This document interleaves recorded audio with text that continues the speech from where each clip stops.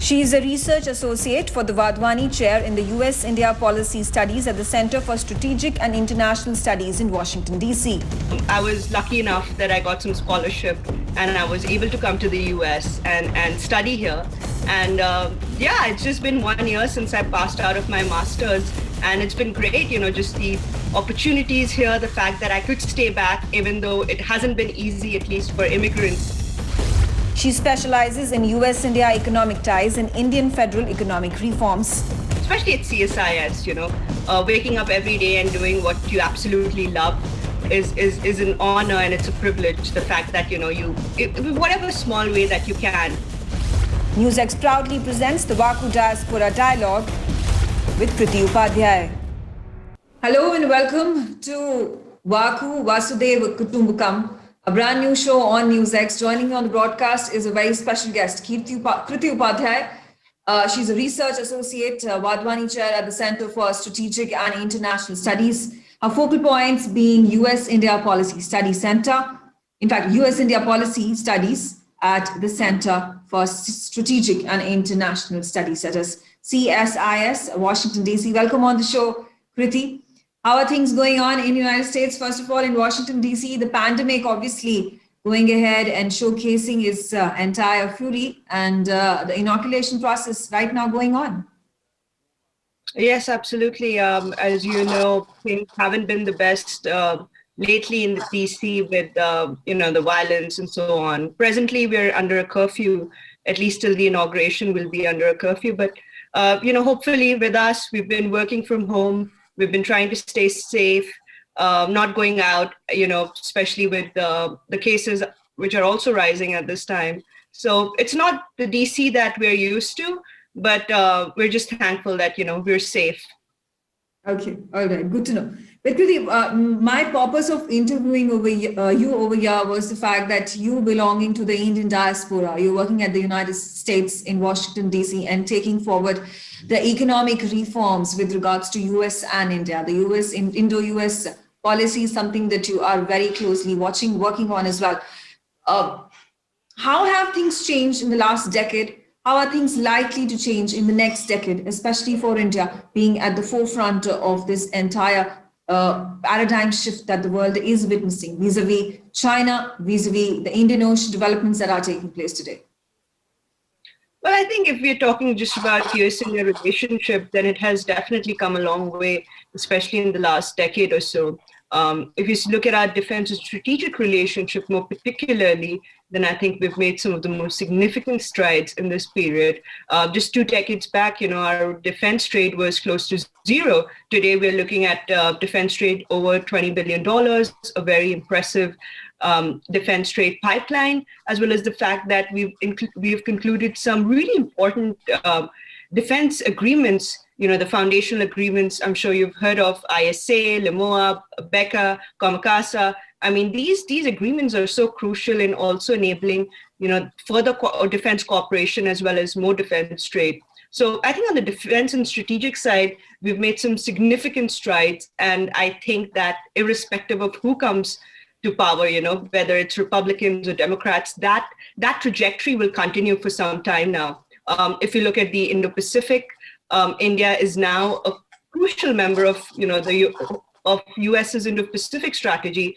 Just yesterday, the US declassified its Indo-Pacific strategy, and everybody in the India lane, especially folks like us, it was really impressive to see that it's not just something that the US says outwardly that a stronger India is good for the US, but it's something that's part of the core US foreign policy.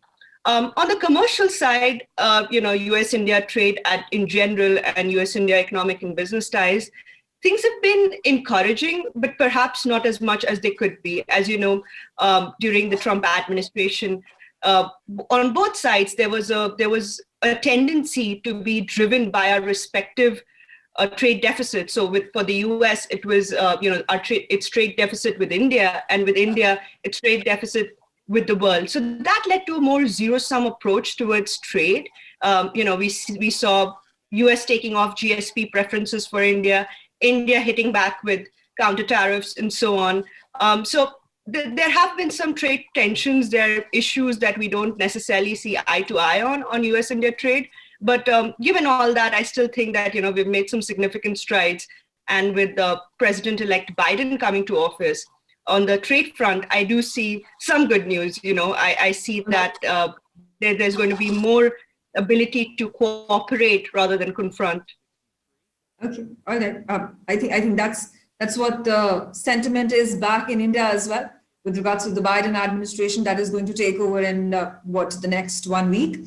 And but okay, let's also try to understand your personal career trajectory. You've gone ahead and you studied in India, studied in Delhi. You've done your BA in political science from Hindu College at the Delhi University, MA in international affairs from the School of International Service at American University. Was it always your dream to go ahead and take out initiative and focus on the economic policy reforms when it comes to India versus the world? At this point of time, incidentally being United States, because you are working in Washington, D.C., you've also, at the end of the day, been enthused about youth programs, education programs between India and United States. If you could tell us what inclined you towards this growth trajectory that you have taken forward. Well, that's an interesting question. I've always been interested in political issues, Indian diplomacy, Indian foreign policy for as much as back I can think of. That's all I read, being back in 8th standard and reading Ramchandra Guha and so on. It was almost, like one thing led to the other. So I was back in school, and as is common, we used to do a lot of MUNs and debating. In fact, in 12th standard is when I came back to Delhi, and all I did was, debates and MUNs, which also sort of gets you into the whole groove of knowing more about foreign policy, right? Yeah. When you go to MUNs, all you can think of is actually going to New York and maybe seeing the UN building from outside. Mm-hmm. So that's pretty much where I was. And then, when I was thinking about doing my when I was thinking of doing my undergrad, there was only one option for me, at least internally for me, it was doing political science. And I remember that I got into Stephens, and everybody was like, you should go to Stephens, but Stephens didn't have political science. So in fact, I went to Hindu. And I'm really glad that I did. Hindu is like teeming with so many opportunities. It's such an open atmosphere. Not only school, even outside, I learned so much. I did I did a great project that my professor hooked me up with, with another professor, a researcher, actually an anthropologist in the US at Bennington College, Professor Noha Coburn. So, I already started working with academics outside when I was still in Hindu College. I started working with, with folks like at India Policy Forum. You had folks, you had already these academics that I was working with, like Rakesh Sinha, who's now in the Rajya Sabha. I was working on government contracting projects. So I was already working when I was in my undergrad. And then after my undergrad, everybody was like, well, what you have to do is study international affairs. Sadly, in India, we still don't have as much in terms of international affairs. There are only two places that you can really go to. It's either JNU or Jadavpur. So, I was lucky enough that I got some scholarship and I was able to come to the US and study here.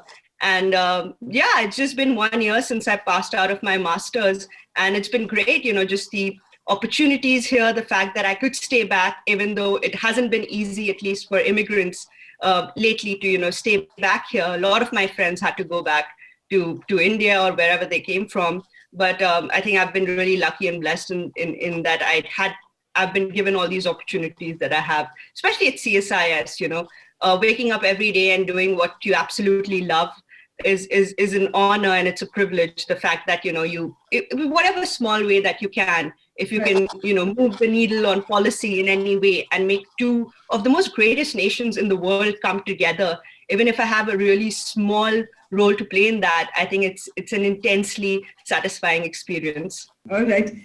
Thank you, Priti, for joining us on this very special broadcast. Keep doing the tremendous work that you're going ahead and doing for India, for Indians across the world. We are very proud of you. And we hope that Indian diaspora like you bring a good name for our country world across. Thank you for joining us. Thank you so much, Megha. Such an honor and pleasure to be here. Thank you. NewsX ITV network have proudly launched the WAKU Diaspora Broadcasting Network. WAKU DBN will be India's first mainstream platform dedicated to the diaspora community. Help support us, become WAKU patrons at memboro.com/WAKU.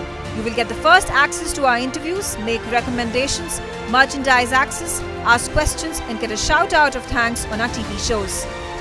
You can also suggest to us who should get the WAKU Golden Chakra Awards and also tell us who should get into the WAKU Hall of Fame. Limited memberships are available at 100 rupees per month on Memboro WAKU.